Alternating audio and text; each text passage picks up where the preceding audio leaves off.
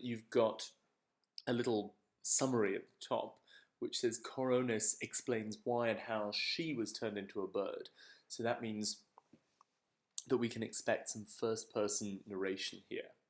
In other words, Coronis is going to be the narrator talking about herself. And we get that right from the beginning in line 1. Fugio, I flee.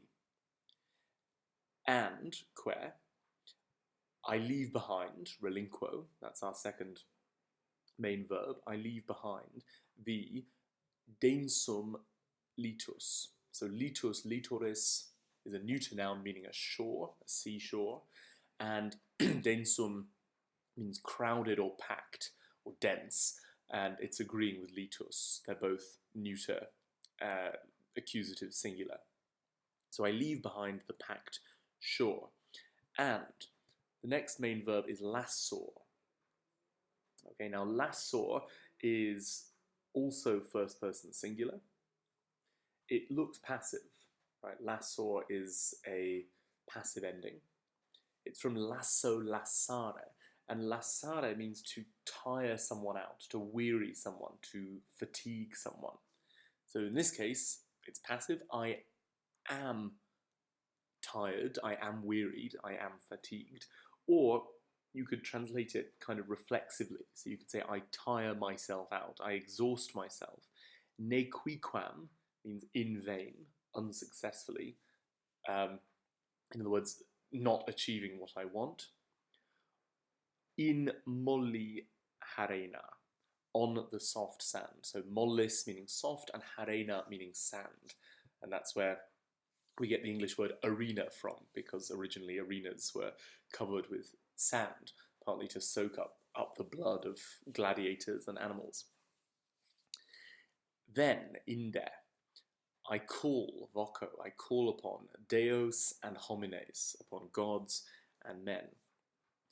Nec, that means and not. That's a very, very common word that you need to remember, and not. And the subject here is vox mea. So, and my voice does not contigit. So, contigit is the third person singular verb going with vox mea. My voice doesn't reach, doesn't get to ullum mortalem. So, ullus means any, and the negative version is nullus, meaning none or no or not any. Those are both words that are worth remembering.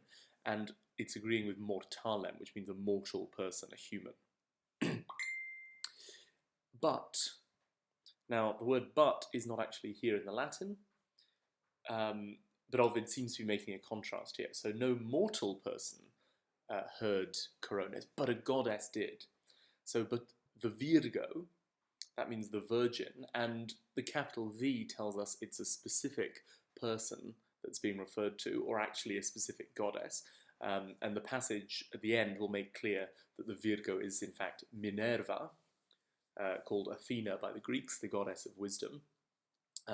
She is one of the virgin goddesses, along with Diana or Artemis, the huntress goddess, and also Vesta or Hestia, the goddess of the hearth. They're the three famous virgin goddesses. In this case, we're talking about Minerva. So the virgin or maiden, mota est, was moved. So that's perfect passive. Mota est, was moved. Just as in English, this verb movere, to move, can be literal, like shifting an object from one place to another, or it can be emotional. So she was moved emotionally, pro virgine, on behalf of a virgin, which is Coronis.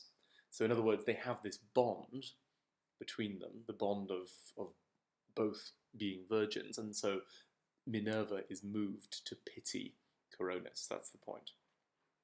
And auxilium tulit. She, Minerva, brought help. So tulit is the third person singular perfect of ferro ferre, to carry or bring. So she brought auxilium, help. And then tende bam is first person singular imperfect. So the subject is now Coronis again. I was stretching out, and the object is brachia. I was stretching out my arms. Kylo, to heaven. I was stretching out my arms to heaven. And then there's a change of subject. My arms, and we can tell there's a change of subject because koiperunt, that verb is third person plural. So I, Coronis, am not the subject anymore. The subject is now brachia. My arms began to nigrescere. That's not a very common word, but it means to grow dark, to become dark, with ablative levibus pennis. Now, levis is an adjective that means light, and a penna is a feather. So my arms began to darken with light feathers because she's turning into a bird. And then konabar is first person singular. So the subject is now Coronis again. This is, it looks passive. It looks like an imperfect tense passive verb, but it's actually deponent. It's from a very common verb that you should learn, konor, konari, konatus sum, which means to try.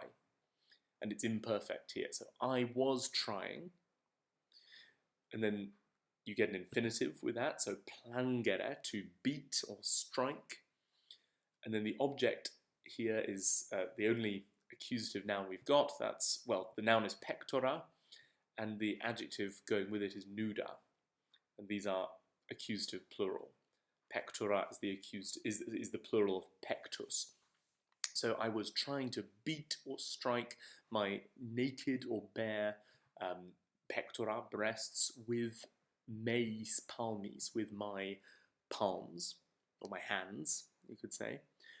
But, said, now, that's yam, and then we have another first person singular verb, gerebam.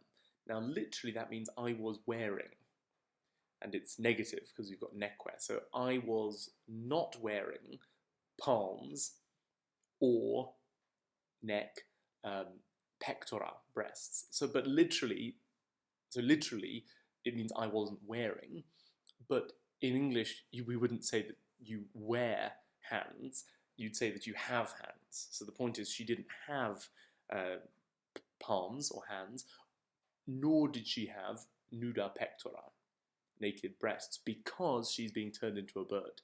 Right? That's the point of the passage here. And then we have another first person singular main verb, kurebam, I was running.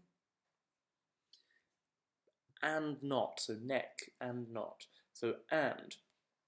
Now, the main verb here is retinebat, which is imperfect tense, third person singular.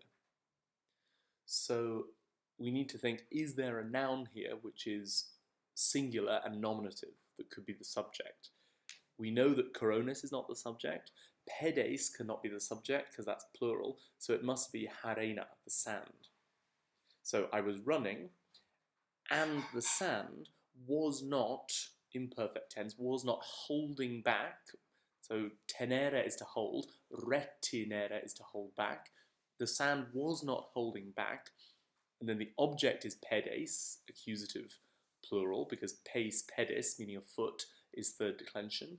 The sand was not holding back my feet, ut ante.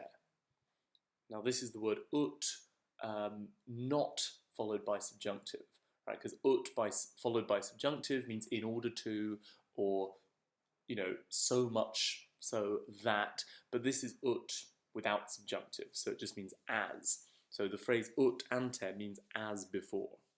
So the sand was not holding my feet back as before. Why? Because she's starting to fly.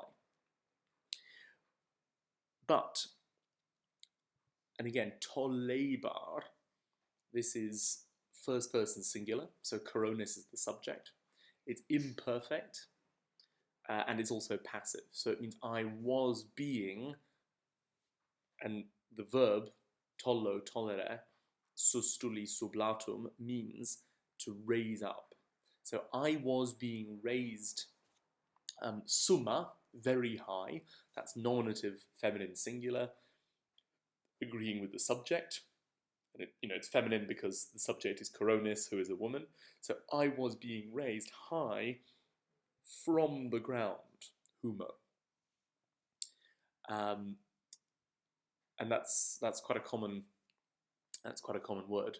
So humo, from the ground. Soon, mox. Now acta, this is a PPP.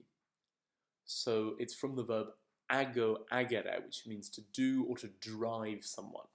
So as usual, we translate a PPP as having been something. So having been driven through the breezes.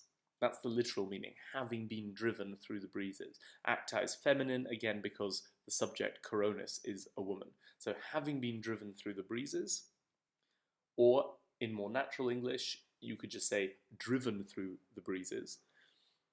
Ei veho, this is present passive, right? Veho is a verb meaning I carry, and ei veho is I carry out.